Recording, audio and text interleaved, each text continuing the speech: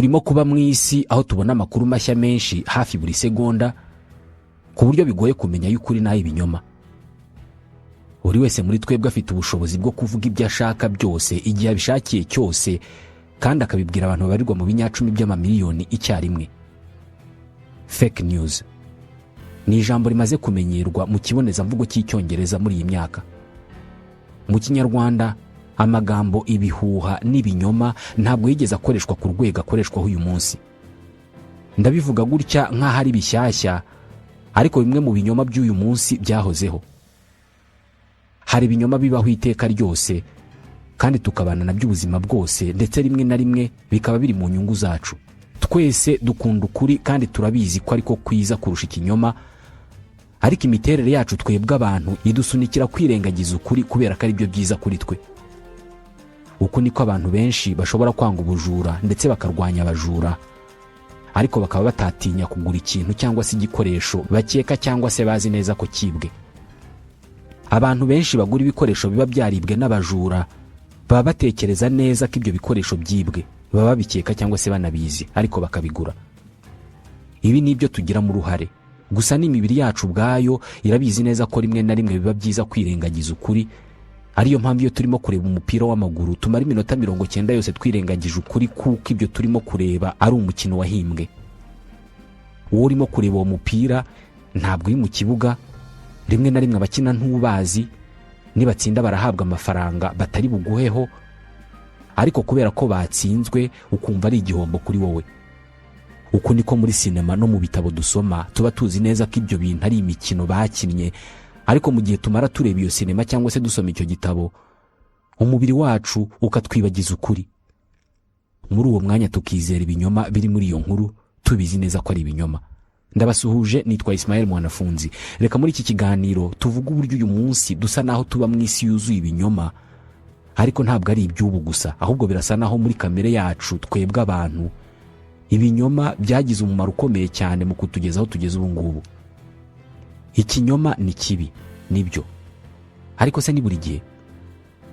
Ibiri muri iki kiganiro byose twabisomye mu gitabo 21 leçons pour le 21e siècle cya Yuval Noah Harari. Ikaze.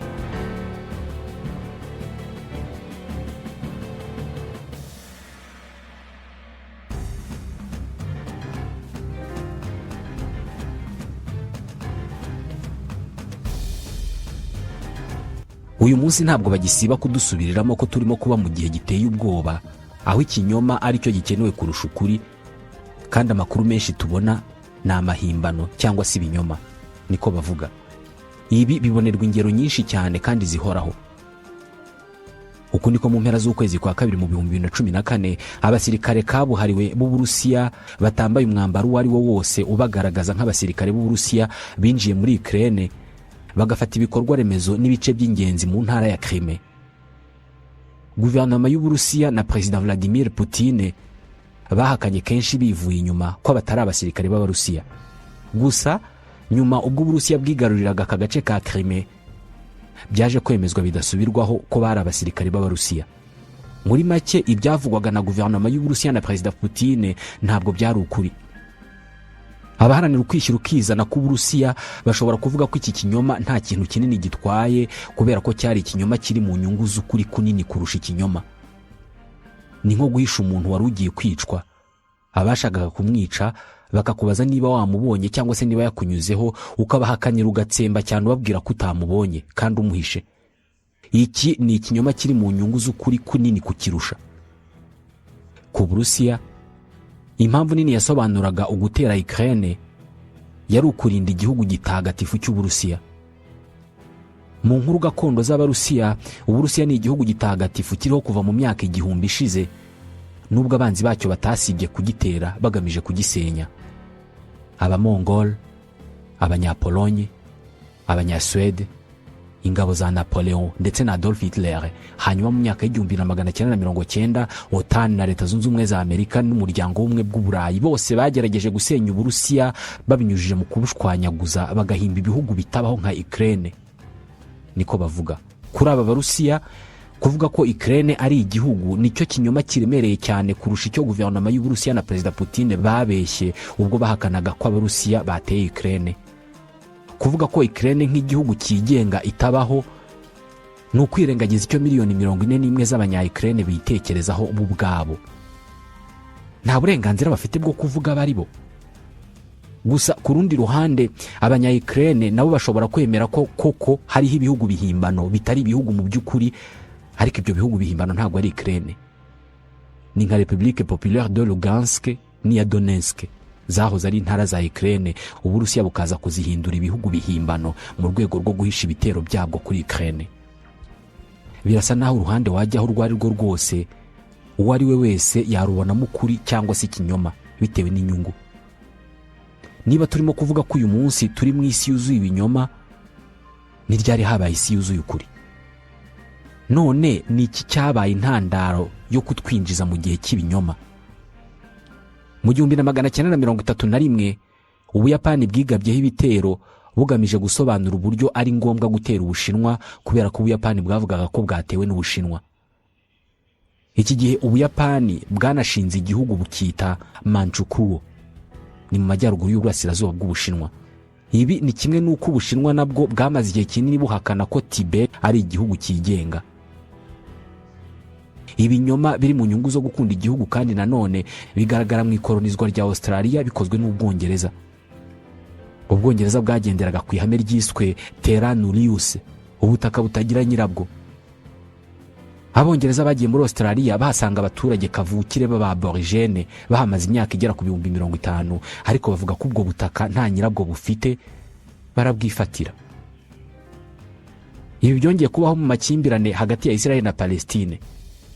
Mu kwezi kwa kabiri mu mwaka wa 2016, umudepite wo mu nteko ishinga amategeko ya Israel Dr. Anat Beriko yabwiye inteko ishinga amategeko ko igihugu cyitwa Palestine kitabaho, ndetse ko n'abaturage bitwa abanya-Palestine batabaho kubera ko mu Cyarabu nta nyuguti ya pa ibamo. Ubwo se ni gute igihugu cyitwa Palestine cyabaho kandi n'izina ryacyo ubwaryo ridashoboka?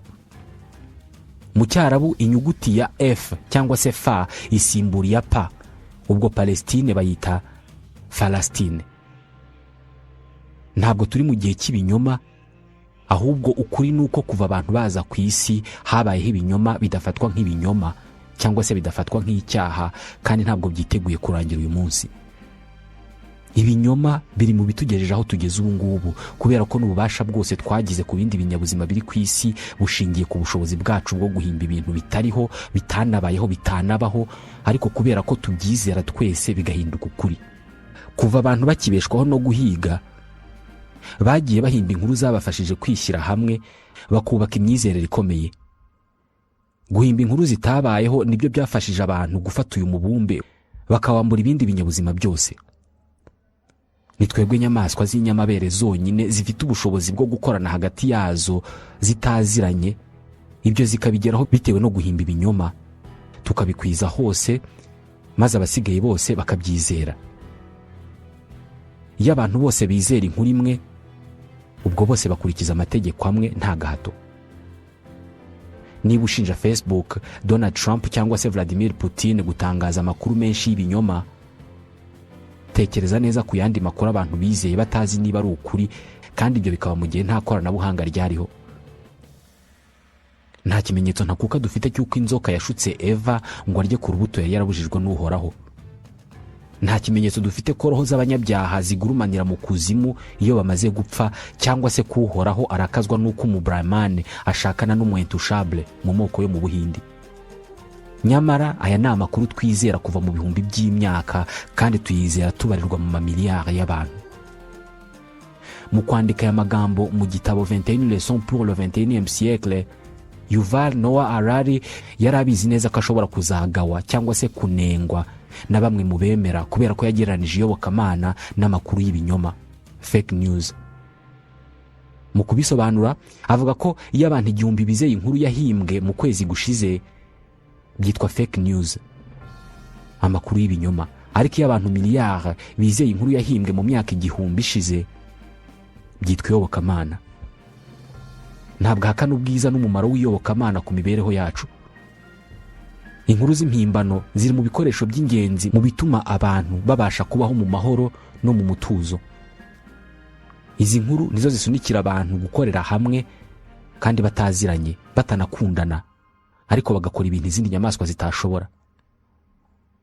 Kubera kwizera izi nkuru, bishyira hamwe bakubaka ibitaro, amashuri, ibiraro, tutibagiwe n'intwaro na za gereza. Nubwo Adamu na Eva baba batarabayeho, ariko babaye isoko y'iyubakwa rya za katedrale zitagira uko zisa, zitagira n'ingano zuzuye isi yose, kandi zigira uruhare mu gutanga ibyishimo ku mamiliyari y'abantu, kandi zikabasunikira kubana mu mahoro, gukundana no gufatanya. Gusa ku rundi ruhande, inkuru zose zahimbwe mu iyobokamana ntabwo zagize umusaruro. Ku itariki ya 29 y'ukwezi kwa munani mu mwaka w'1255, umurambo w'umwana w'imyaka 9 w'umwongereza witwaga Hugues watoraguwe mu kidendezi cy'amazi mu mujyi wa Lincoln mu Bwongereza. Nubwo iki gihe nta Twitter na Facebook byabagaho, ariko amakuru y'ibihuha yahise akwira hose ku muvuduko munini cyane, avuga ko uwo mwana yishwe n'Abayahudi bo muri ako gace bamukoreyeho imihango n'imigenzo yabo.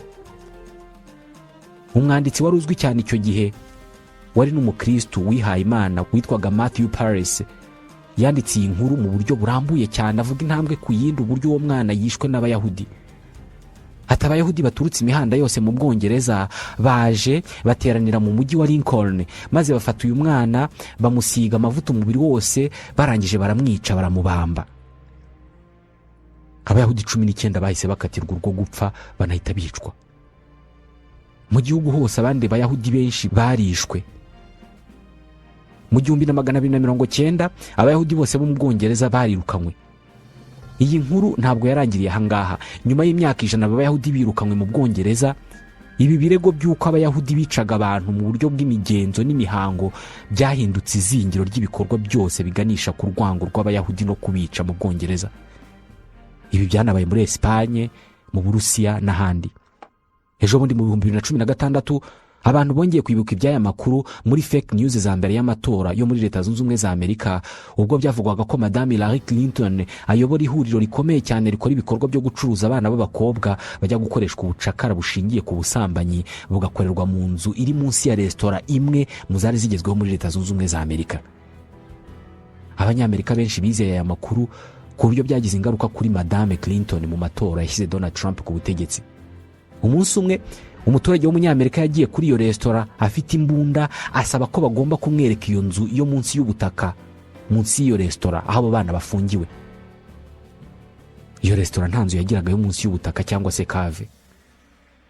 Ku rundi ruhande, tugarutse kuri ya nkuru yo mu Bwongereza, mu by'ukuri nta muntu n'umwe uzi uburyo uriya mwana yishwe, nubwo Matthew Paris yanditse inkuru y'uburyo yishwe kandi ikizerwa na bose. Iyi nkuru yizewe na bose ku buryo uyu mwana yashyinguwe muri katedrale ya Lincoln akajya apfukamirwa nk'umutagatifu wahowe Imana. Bavugaga ko Hugues ajya akora ibitangaza ku buryo imva yajyaga isurwa n'abakerarugendo mu by'iyobokamana batagira ingano baturutse imihanda yose. Mu 1955, imyaka 10 nyuma ya jenoside yakorewe Abayahudi, nibwo katedrale ya Lincoln yabeshyuje aya makuru yavugaga ko uyu mwana yishwe atanzweho igitambo mu migenzo ya Kiyahudi. Iki gihe iyi katedrale yahise yandika kuri iyi mva iti inkuru mpimbano zivuga ko uyu mwana w'umukristo wishwe atanzweho igitambo n'Abayahudi zakwiye ahantu hose mu myaka yashize. Izi nkuru mpimbano zatwaye ubuzima bw'Abayahudi b'inzirakarengane batagira ingano. Izi nkuru ntabwo zihesha icyubahiro ubukristo. Iyi ni inkuru mpimbano yamaze imyaka 700. Birashoboka cyane kandi bibaho kenshi ko ikinyoma gishobora kuvamo ukuri. Joseph Goebbels wari uwa mbere mu gukwirakwiza amatwara y'abanazi mu gihe cy'ubutegetsi bwabo mu Budage, yigeze gushyira hanze uburyo bwiza bwo gukora ukuri mu kinyoma. Ikinyoma kivuzwe inshuro imwe kirakomeza kikaba ikinyoma, ariko iyo kivuze inshuro 1000 gihinduka ukuri. Ibigo bikomeye mu bucuruzi bizi cyane irihame. Kwamamaza no kumenyekanisha igicuruzwa bisaba gusubiramo ubudasiba izina ry'icyo gicuruzwa, ukabikorana amakabya nkuru kugeza igihe abantu bemera badashidikanya ko ibivugwa n'icyo kigo byose ari ukuri. Nihe suri kuza mu mutwe iyo utekereje Coca-Cola? Ntabwo utekereza abantu bafite umubyibuho ukabije, barembejwe na diabete, baryamye ku bitanda byo mu bitaro. ahubwo isura ikuza mu mutwe ni iy'abantu bafite ubuzima bwiza, bakiri bato b'abasore n'inkumi baseka barimo gusangira iki kinyobwa kiryohereye. Nyamara kunywa Coca-Cola nyinshi ntabwo bizaguhindura umuntu ufite ubuzima buzira umuze w'umujene uhora aseka yishimye, ahubwo bizakubyibushya cyane bigushyire mu byago byo kurwara indwara ya diyabete. Cyangwa se iyo utekereje urwengero runaka rw'inzoga, iyo urutekerejeho mu mutwe wawe ntabwo hazamo abantu baraye munsi y'ibiraro, buri wese yambaye urukweto rumwe kandi bakomeretse kubera isindwe. Oya, iyo utekereje izina ry'urwengero runaka ubona abantu bishimye basa neza kandi bafite ubwenge bwabo bwose uko bwakabaye barimo gusangira akabyeri mu kabari. Izi nganda zimaze amagana y'imyaka zishora amafaranga menshi mu kubaka mu bantu amasura nk'aya ngaya y'ibyishimo, umunezero n'ubusabane, kandi abantu benshi mu buryo tutazi turabyizera. Ukuri guhari ni uko ukuri kutigeze na rimwe kuba kimwe mu byihutirwa mu buzima bwacu. Iyo ufashe ukuri ukaguhindura cyane bitewe n'uko wagiye kure mu myemerere cyangwa se mu myizerere runaka, biguca intege, rimwe na rimwe ugatangira kwizera ibintu bishobora kugaragarira buri wese ko bidashoboka. Nk'urugero, mu mwaka w'1905 umunyatanzania witwaga Kinjekitile Ngwale yavuze ko yinjiwemo n'umuzimu w'inzoka witwaga Hongo. Uyu muhanuzi mushya yari afitiye ubutumwa abanyatanzania bose. Yabasabye kurekera aho kuryana, ahubwo bakishyira hamwe bakarwanya Abadage bari babakolonije. Kugira ngo abereke ko ibyo basaba ari ibintu bishoboka cyane, yabahaye umuti bisiga, ababwira ko uwo muti uzajya utuma amasasu Abadage bazajya babarasa azajya ahinduka amazi, maji mu Giswahili. Nuko yashinze umutwe w'abarwanyi witwaga Maji Maji. Nuko bajya ku rugamba kurwanya Abadage bizeye neza badashidikanya ko amasasu y'Abadage ari buhinduka amazi. Ibi ntabwo ariko byagenze. Iyo Umudage yarasaga isasu ntabwo ryahindukaga amazi, ahubwo ryatoboraga umubiri w'umunyatanzania rikawuhinguranya hakikubita hasi agapfa. Inshuro nyinshi bigusaba guhimba inkuru irimo ibitangaza cyangwa se ibintu bidashoboka kugira ngo ubone abagukurikira cyangwa se abagukunda mu by'ukuri. Inkuru mpimbano zigira ingaruka ku kuri cyangwa se zigira ibyo zihindura ku kuri iyo zigamije guhuza abantu. Niba ushaka kureba urukundo n'ubudahemuka abantu bagufitiye, kubasaba kwizera ikintu kidashoboka kitanumvikana nibwo buryo bwiza bwo kubimenya, bwo kugerageza urukundo rwabo mu by'ukuri. Uko niko bamwe mu bavuga butumwa bizeza abayoboke babo bimwe mu bintu bidashoboka, nko kubabwira ko afite nimero ya telefone y'Imana kandi ko bajya banavugana, cyangwa se ko afite umuti ukiza ubukene n'ibindi. Ugasanga uwo muti ni nko kurisha ibyatsi. Ibihumbi by'abayoboke bakarambika inda hasi bakarisha. Abantu benshi bakora ibi baba bizeye ko ibyo babwirwa n'abo bavuga butumwa ari ukuri koko. Iki ni ikimenyetso ntakuka cy'urukundo n'ubudahemuka baba bafitiye aba bavuga butumwa babo. Umuyobozi mwese mukunda aramutse avuze ko izuba rirasira iburasirazuba rikarengera iburengerazuba, ntabwo haba hakenewe urukundo rwinshi n'ubudahemuka kugira ngo mumukomere amashyi, kubera ko ibyo avuze ni ibisanzwe, twese turabizi. Izuba rirasira iburasirazuba rikarengera iburengerazuba. Ariko navuga ko izuba rirasira iburengerazuba rikarengera iburasirazuba, abamukunda kandi by'ukuri kandi badashobora kumuhemukira nibo bazamukomera amashyi bakanizera ibyo avuze. Ni kimwe nuko igihe cyose abaturanyi bawe n'abandi bantu mubana bazaba bizera inkuru runaka uko yabimeze kose. Ushatse wakwizera ko abo bantu bazagira ubufatanye bukomeye cyane mu bihe by'amage. Mu birebana n'ubukungu, ibigo by'ubucuruzi n'amafaranga nibyo bintu bihuza abantu bagashyira hamwe kurusha amadini yose n'ibitabo bitagatifu byose bibaho. Ibi bimeze gutya mu gihe buri wese aba bizi neza ko ibingibi ari ibintu abantu bihimbiye bakabyumvikanaho. Ku birebana n'igitabo gitagatifu, umuyobozi w'idini runaka azakubwira ati jyewe iki gitabo gitagatifu ndacyemera kandi ndacyizera. Ku birebana n'ifaranga cyangwa se idolari, buri wese azakubwira ati iri dolari ndaryemera kandi ndaryizera, kubera ko bose baryizera. Idolari ni igipapuro cyahimbwe n'abantu bemeranya ko gifite agaciro. Imbere y'idolari twese twibagirwa ko ari igihimbano gishingiye ku bwumvikane bw'abantu. Muri ruriya rupapuro rw'icyatsi ruriho igishushanyo cy'umugabo w'umuzungu wapfuye, tubonamo ikintu cy'agaciro gakomeye cyane. abantu bake nibo bazafata umwanya wo gufata idolari mu ntoki bagatekereza batura n'urupapuro rudafite agaciro, ariko kubera ko abandi bose barwizera kandi barukunda, nshobora kurwifashisha nanjye. Iyo bitegereje ubwonko bw'umuntu mu byuma bya scanner d'imagerie à résonance magnétique fonctionnelle IRMF, bakabikora mu gihe uwo muntu barimo kumwereka igikapu cyuzuye amafaranga, ibice bimwe by'ubwonko bwe bitangira gutigita, nkaho yakavuze ati ni ukuri kw'Imana iki gikapu ndagishaka.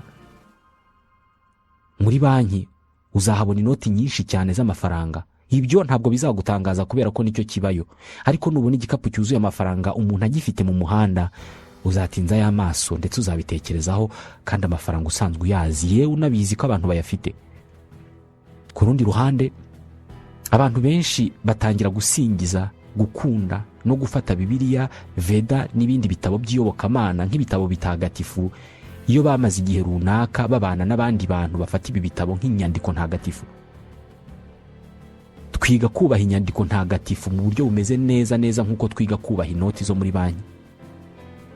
Birasa naho nta tandukaniro riri mu kumenya ko ikintu ari igihimbano gishingiye ku bwumvikane bw'abantu no kwizera ko ikintu gifite agaciro katagira ingano. Inshuro nyinshi ntabwo tuzi cyangwa se twibagirwa iri tandukaniro. Dufata urundi rugero. Uramutse winjiye mu kiganiro mpaka gishingiye ku mitekerereze yimbitse, buri wese mu binjiye muri icyo kiganiro cyangwa se izo mpaka yabona kandi akemera ko ibigo by'ubucuruzi, ibya leta cyangwa se izindi nzego ari ibihimbano bishingiye ku bwumvikane bw'abantu. Ikigo runaka cy'ubucuruzi twese turakizi, tuzi naho cyubatse, ariko mu by'ukuri icyo kigo ntabwo ari izo nyubako n'ibikorwa remezo byacyo, ahubwo icyo kigo ni inyandiko yasinywe n'abanyamategeko. Gusenya icyo kigo ntabwo ari ukujyana imashini ngo usenye inyubako zacyo, ahubwo ni ukwandika ko ya nyandiko yagishyizeho itagifite agaciro. Ibi wabirebera neza ku butaka bwawe, urabufite, uzi naho buherereye, ariko uzagerageze kubura icyangombwa cyabwo, nta butaka uzaba ugifite. Ibi kugira ngo ubyumve birasaba kwinjira cyane mu bitekerezo birebana n'iyi ngingo, ariko ntabwo buri gihe tubaho dutekereza bigeze kuri uru rwego.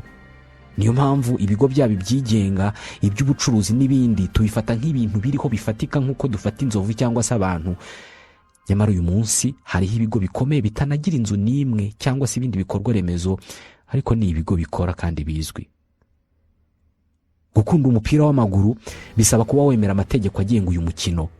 Ubundi mu gihe cy'iminota 90 ukibagirwa ko ari umukino wahimbwe n'abantu bakumvikana ku migendekere y'uwo mukino. Utabigenje uko wajya ubona bisekeje bitanakwiye kubaho kureba abantu 22 biruka inyuma ya ballon. Niba umupira w'amaguru ari umukino wakabaye ugamije kwishimisha, ushobora no kuba urwego rukomeye cyane rw'ubucuruzi kandi rwubashywe ku isi yose. Abantu ni ibinyabuzima bifite ubushobozi bwo kumenya no kutamenya icyarimwe.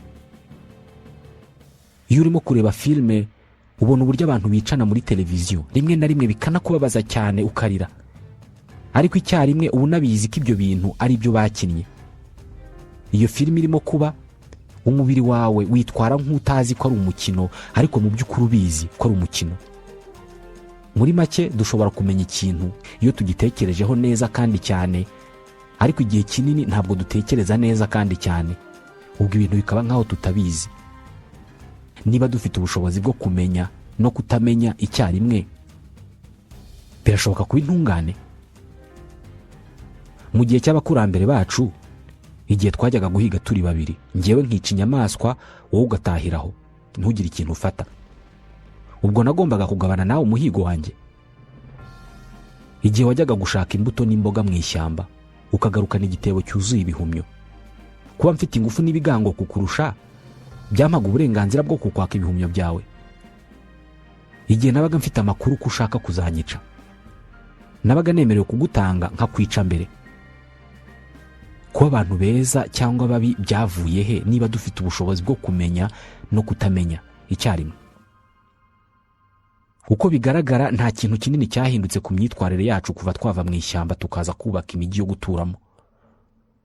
Ushobora gutekereza ko ibibazo bihangayikishije isi uyu munsi nk'intambara muri Ukraine, ubusumbane mu mikoro hagati y'abantu, ihindagurika ry'ikirere bitandukanye n'ibyariho icyo gihe. gusa siko bimeze. Byose ni bimwe, gusa iby'uyu munsi byo byagiye kure cyane. Ntabwo abantu bahindutse cyane, kandi ntabwo ari ikibazo cyo kuba abantu beza cyangwa se babi. Mu bemera cyangwa se abatizera iby'amadini ntabwo haburamo abantu beza bafite indangagaciro nziza. Buri gihe umubare w'abantu ndetse no kuba muziranye cyangwa mutaziranye bigira agaciro cyane ku myitwarire yawe. Nshobora kuba nibera iwanjye mu mutuzo ntawe nsagarira, ariko mu by'ukuri hakaba hari abantu banshinja kubangamira abandi. Banshinja ko ubuzima bwanjye bwiza, imyenda nambara, ikoranabuhanga nkoresha, ibyo ndya n'ibindi byose bimbeshaho bishingiye ku mirimo y'agahato ikoreshwa abana n'abacakara bo mu bihugu bikennye. Iyi shati nambaye nayiguze amafaranga yanjye, ariko banshinja ko yakozwe n'umwana w'imyaka 5 watandukanijwe n'ababyeyi be muri Bangladesh. No kuvuga ko amafaranga nayiguze yagize uruhare mu gukomeza gukoresha abana uburetwa. Banshinja ko inyama zo mu bikopo nigurira muri supermarché ziba zarabazwe ku nka yorowe mu buryo bubi cyane, ikubitwa, iterwa imiti yitera ububabare buri munsi.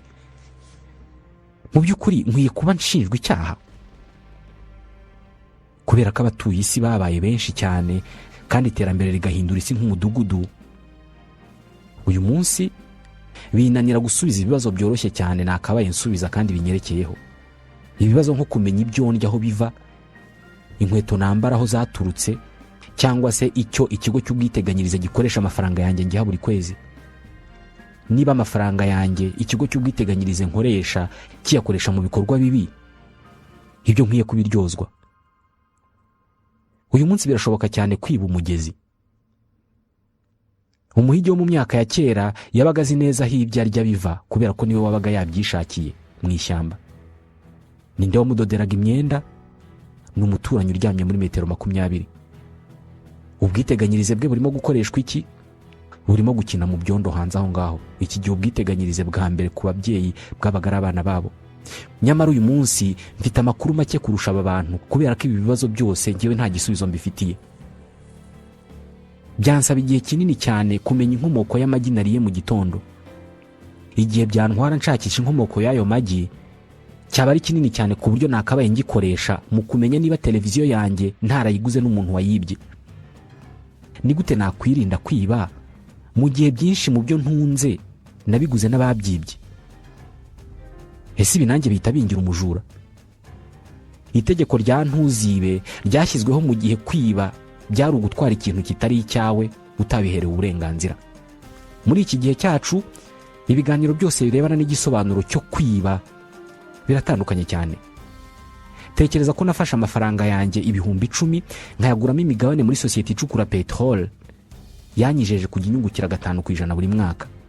Iyi sosiyete irunguka cyane kubera kwinyereza imisoro ndetse yambura abakozi bayo, kandi ikamena imyanda y'uburozi mu mugezi uri hafi aho ngaho, ititaye ku buzima bw'abaturage bavoma amazi y'uwo mugezi.